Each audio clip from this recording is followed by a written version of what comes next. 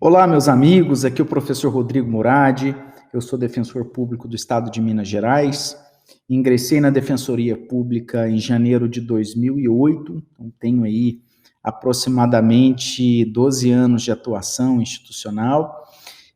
Já trabalhei em várias comarcas pelo Estado, já fui defensor que atuou em vários mutirões do Tribunal do Júri, tenho uma experiência significativa aí nas áreas de família, principalmente criminal e execução penal.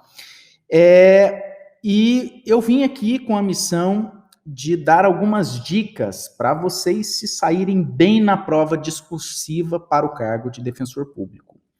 Bom, eu queria que vocês tivessem uma noção de como é o concurso da Defensoria Pública. É um concurso que, no âmbito estadual, é formado por ao menos 3 fases, que são fases nas quais o candidato será arguido. Essas fases que nós denominamos de fases de arguição envolvem a prova objetiva, a prova de marca X, como é comumente conhecida, e a prova dissertativa, na qual vocês terão a oportunidade de serem arguidos a respeito do seu conhecimento teórico e a capacidade argumentativa desse conhecimento teórico, e as provas orais. Existem alguns concursos públicos de alguns estados que prevêem uma prova dissertativa no lugar da objetiva, com respostas mais curtas, como é o caso da Defensoria Pública do Rio de Janeiro, onde eles fazem um provão. Esse provão ele é composto de provas dissertativas, cujo a temática é mais incisiva, mais direta, e as respostas mais curtas, e aí se prosseguem as demais fases.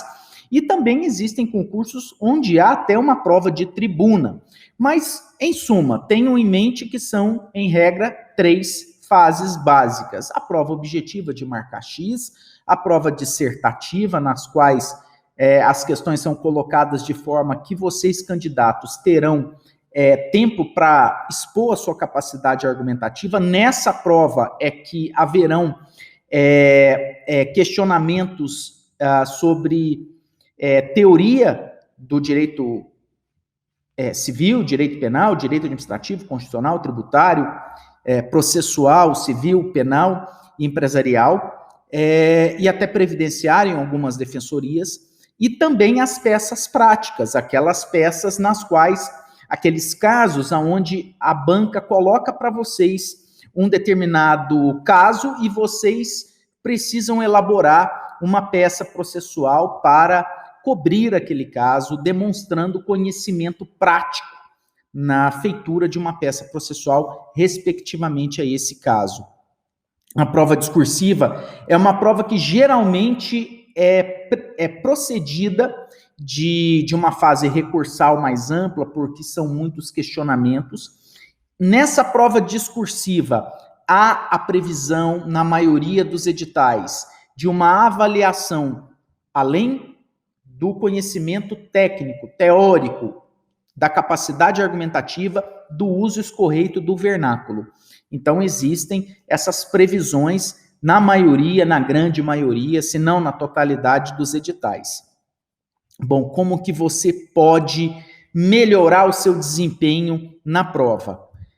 Na prova discursiva, que é o nosso foco hoje aqui, o ideal é você treinar as respostas, treinar a capacidade argumentativa e ter em mente que, além de treinar a realização das respostas, você tem que incluir nesse treinamento o tempo de prova, aquele time necessário para que o candidato cumpra o que está sendo cobrado pela banca em um determinado espaço de tempo, e considerando os limites de linhas. Por isso é importante vocês analisarem no edital quais são os limites das linhas que serão colocados, se houver previsão do edital, ou se prepararem para terem a capacidade de delimitar uma boa resposta, sem perder o encanto, ou ainda, naquelas questões que possuem um limite de linhas maiores, terem a capacidade argumentativa de preencher o máximo delas possível, sem extrapolar o limite, obviamente, e não e não parecer para a banca examinadora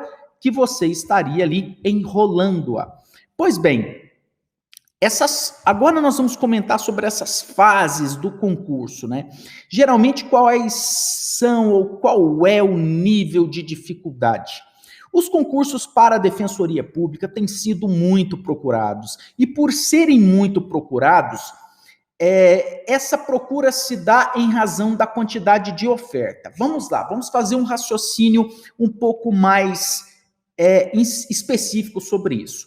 Eu não sei se vocês se recordam, logo com o advento da reforma do Judiciário, lá nos idos de 2005, com a Emenda Constitucional 45, a Defensoria Pública passou a ser dotada de uma conformação constitucional bem aprimorada, muito parecida com a conformação constitucional do Ministério Público. Tanto é assim que a carreira do defensor público passou a ser reconhecida como uma carreira que é permanente no âmbito da administração da justiça, assim como é o Ministério Público. Então, ela passou a ser uma função essencial e permanente. Com o passar dos anos, lá pelos idos de 2010, iniciou-se uma reforma da Lei Complementar número 80, que é a LONDEP, a Lei Orgânica da Defensoria Pública. Essa Lei Orgânica Nacional da Defensoria Pública, Lei Complementar número 80, ela foi reformada e para fazer a conformação legal do que estava na Constituição. Daí adveio alguns problemas, como, por exemplo, a necessidade de se expandir as defensorias públicas. Nisso, o Congresso Nacional publica uma emenda constitucional de número 80, essa emenda 80, com o mesmo número da lei complementar, que veio a determinar a presença de defensores públicos em todas as comarcas no prazo de 8 anos. Esse prazo está quase se encerrando, nós não tivemos uma presença maciça de defensores públicos, mas houve algum tipo de procedimento expansivo da carreira. Mas as defensorias estaduais têm procurado sempre realizar concursos anualmente, de maneira que visa a cumprir esse mandamento constitucional. Esse mandamento constitucional está previsto no artigo 98 do Ato das Disposições Constitucionais e Transitórias. Nesse artigo, há inclusive a determinação de que sejam obedecidos os critérios de adensamento populacional, o índice de desenvolvimento humano e, evidentemente, como critérios norteadores para a distribuição dos defensores públicos. Essa denominada PEC das comarcas, que acabou fazendo com que a Defensoria Pública viesse a ter um prazo para ser expandida no panorama nacional, foi muito útil para a criação desses contínuos concursos, desses contínuos editais, dessa contínua publicação de editais com vagas para concursos de defensor público. A carreira de defensor público é uma carreira apaixonante. Quando você trabalha ajudando o próximo e tentando ser um agente de transformação de uma realidade social, você se sente muito satisfeito com isso. Por isso a carreira é dotada de uma paixão que traz com que muitos candidatos se encontrem profissionalmente ao exercerem esse cargo de defensor público. Já dizia, inclusive, vários juristas de renome, nós temos aí até um ex-ministro do Supremo Tribunal Federal, que já se manifestou que se ele fosse escolher uma carreira para trabalhar, esse ministro é o ministro Carlos Aires Brito, que seria a Defensoria Pública, porque é uma bela razão pela qual podemos viver através do direito, não é isso? Pois é uma carreira apaixonante. Falado da carreira, nós vamos começar a dizer um pouco sobre a dificuldade desse concurso. Concurso para defensor público é muito difícil, professor Rodrigo. Olha, o concurso para defensor público é tão difícil quanto qualquer concurso público. O que faz ele ser difícil é a especificidade da sua prova, a especificidade da banca.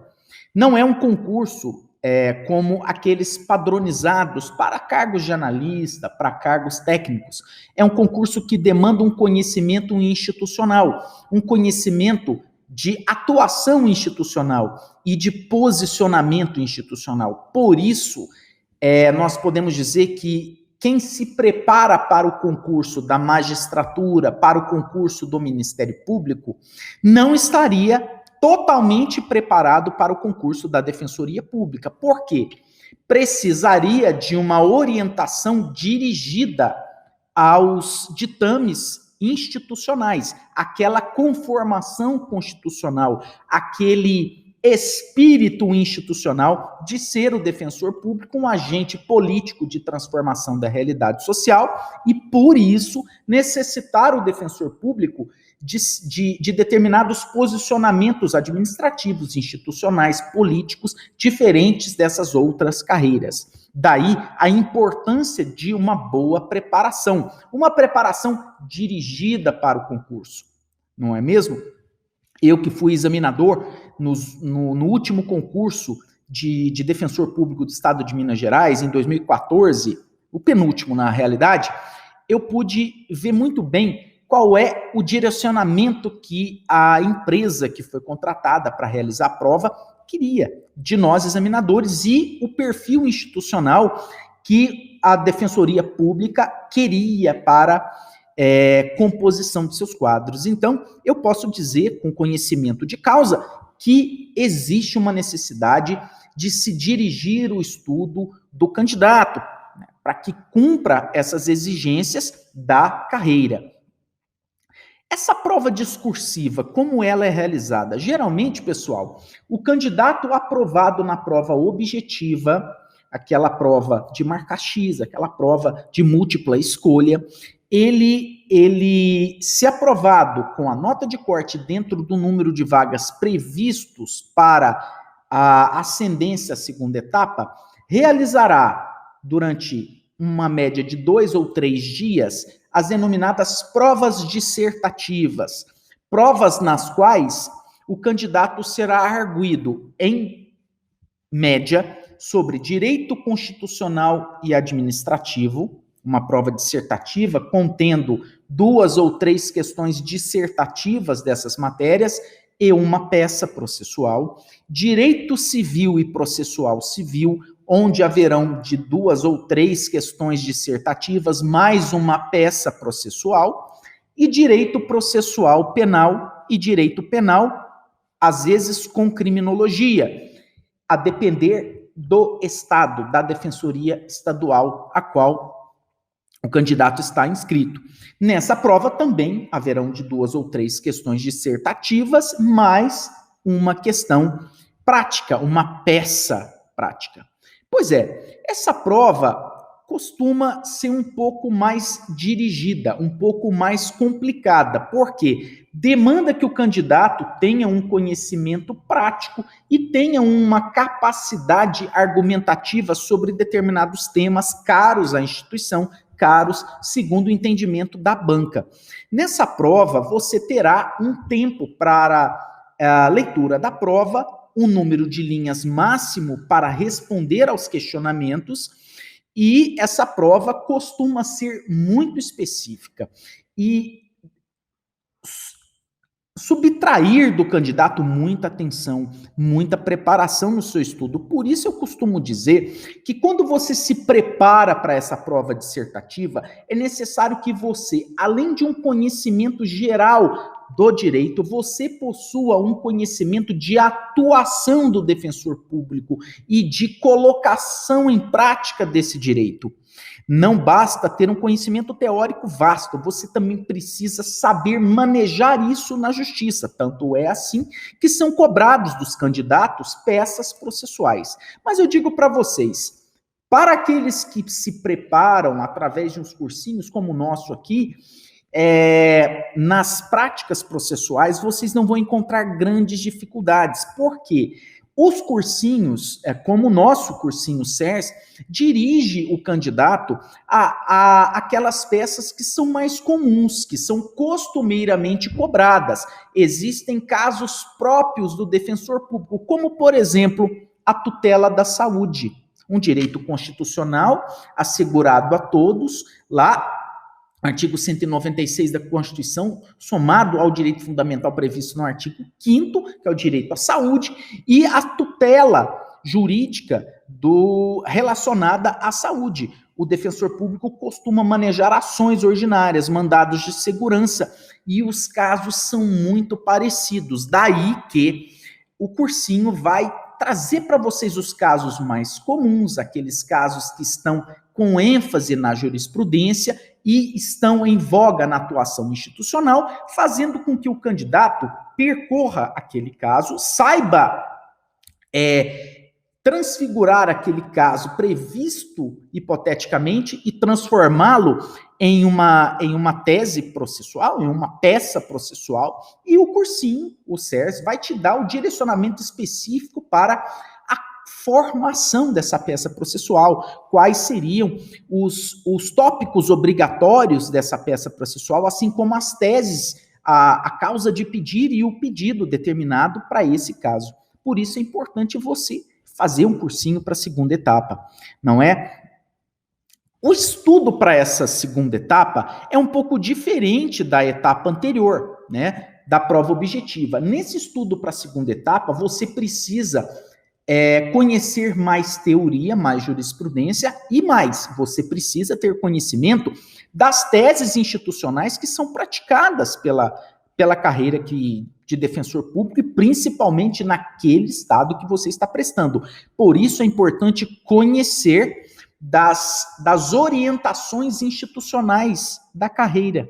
Por exemplo, na carreira da Defensoria Pública de Minas Gerais, existem orientações funcionais emitidas pela Corregedoria da Defensoria Pública Estadual, assim como existem aquelas políticas institucionais dirigidas segundo as normativas do Conselho Superior da Defensoria Pública. Daí que, se o candidato tem conhecimento de que para determinado tema existe esse direcionamento da instituição, na hora da sua prova você vai poder brilhar e mostrar para o examinador que, além do conhecimento jurídico, você possui um conhecimento técnico, prático institucional, e fazendo com que você brilhe nessa prova. Por isso o estudo é um pouco diferente do estudo da fase anterior da prova objetiva, que demanda um conhecimento jurídico amplo. Pois é, quais são as dicas que eu posso trazer para vocês aqui para essa prova? Nós vamos começar falando sobre o uso da legislação seca. É necessário você ter conhecimento e treinamento de lei seca. Sabe por quê? Na primeira etapa, naquela prova objetiva de múltipla escolha, a maioria dos comandos estão previstos na lei seca. Daí a necessidade de você ter um conhecimento e inserir no seu método de estudo, a leitura da lei seca, um manejo dessa lei seca. Ah, professor, eu não gosto de ler lei, eu só gosto de ler resumo, eu só gosto de ler sinopse, eu gosto de ler doutrina, eu gosto de ter o meu caderno, mas escutem bem, é necessário vocês terem conhecimento de lei seca, porque se uma pergunta estiver prevista na lei seca e vocês errarem, a hora que vocês chegarem em casa depois da prova e verificarem que estava na lei e você não se lembrava, é uma sensação de frustração muito grande. Por isso, insiram no seu método de estudo, na sua metodologia, a leitura do vade-mecum, a leitura da lei seca. Aumentar o estudo de jurisprudência é algo que você, candidato, precisa ter ciência, que faz toda a diferença para a preparação para essa carreira. Vejam bem, a maioria das teses que estão chegando nos tribunais superiores são levadas pela Defensoria Pública, principalmente as teses criminais. A Defensoria Pública possui, na sua estrutura, as Defensorias Públicas Estaduais possuem núcleos de atuação dirigido aos tribunais superiores, inclusive com núcleos em Brasília, para acompanhamento dos leading cases que a instituição consegue levar ao Superior Tribunal de Justiça e ao Supremo Tribunal Federal. Daí a importância de conhecimento desses leading cases, de conhecimento da jurisprudência e inserir essa jurisprudência, esse estudo jurisprudencial na sua rotina de estudos. Uma coisa que faz toda a diferença e algo que vai ser fundamental é você acompanhar os informativos de jurisprudência do STJ e do STF. Eu tenho certeza que você já vem fazendo isso, não é? Mas, olha só, não custa lembrar. Todas as vezes que vocês se depararem com algum leading case previstos nesses informativos que tratam da Defensoria Pública, procurem buscar o julgamento completo desse leading case para ver qual foi a tese levada pela Defensoria para esses tribunais superiores e qual foi o julgamento completo do tema. Isso é importante para que vocês, se arguidos a respeito desse tema, consigam colocar esse tema argumentativamente para a banca, de maneira que o seu examinador vai gostar muito de ver que você conhece a fundo essa prática, essa teoria, essa tese. Agora tem uma coisinha que incomoda muito. Vários candidatos costumam perguntar: professor, eu não tenho a letra boa. Nessa prova dissertativa, a minha letra pode ser um peso, pode ser algo que vai me colocar em uma condição não competitiva? Sim. Sinto informar a vocês que a letra precisa ser boa. Nossa, mas o senhor acabou de dizer que eu vou precisar treinar a minha argumentação. Eu vou precisar ter o timing, a preparação de tempo de prova. Eu vou precisar respeitar um limite de linhas. E agora o senhor vem me dizer que, além disso tudo, eu tenho que ter uma letra boa? Tem. Você precisa ter uma letra boa para se fazer ser lido. Nada adianta se nessa prova dissertativa você não conseguir, por mais capacidade que você tenha de responder adequadamente, de criar um raciocínio, que aquela exposição sua não consiga ser lida. Isso vai dificultar para você muito, porque você muitas das vezes terá que ingressar com recurso contra o julgamento e tentando apontar que aquela palavra não foi observada pela banca porque estava mal escrita, e isso cria uma certa insegurança para o candidato. Por isso, é bom você treinar. E treinar uma caligrafia não precisa voltar lá para o banco escolar de quando você tinha 5 anos e fazer aquela letra bonita. Se faça ser lido. Tenha em mente que a sua letra é importante para facilitar para a banca que a sua capacidade argumentativa foi bem exposta.